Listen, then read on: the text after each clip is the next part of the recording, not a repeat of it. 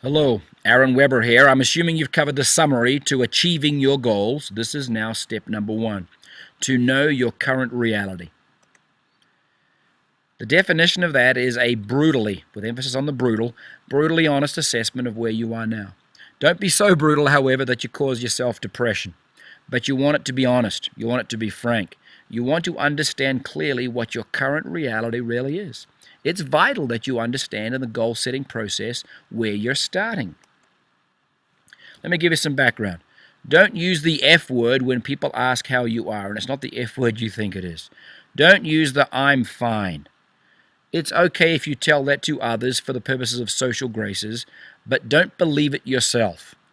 Most of us aren't fine. Most of us have concerns. Most of us have worries. Most of us aren't heading the direction we want to head in.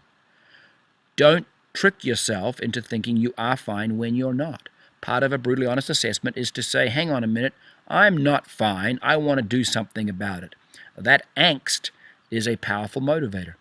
Keep in mind, the best predictor of the future is the past. If you keep doing what you've always done, you're always going to get what you've always got.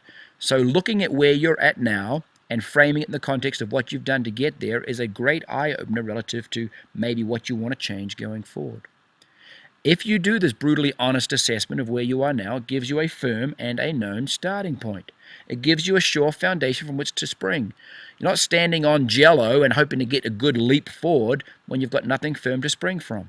When you know where you are, when your feet are firmly planted there, you can have that great solid first step. Once you know that starting point, and once you have an ending point, which we'll get to in subsequent sessions, going from one to the other becomes largely formulaic. I had an experience recently going into a brand new shopping mall that I'd never been at before. I walked in through the main entrance, I knew the name of the store I wanted to get to, and the first thing I did is I went to the map in the lobby. It had 2 points there. One was the store I was looking to find, and the other one was, in this instance, a red star saying, "You are here." Once I've identified the "you are here," my current reality, my firm starting point, and I know my ending point, notwithstanding I've never been there before, it is a formulaic exercise to go from A to B. Once I've got that red star, "you are here," and I found store X, going down this hallway, turning left, going to that hallway, turning right, up the escalators, was a quite straightforward exercise. Same thing in your life.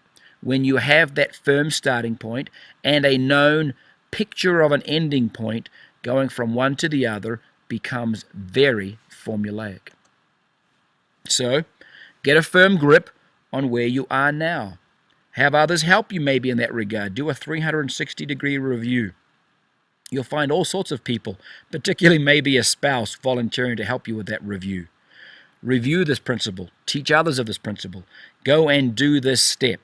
And then move on to the next step of how to create a vision.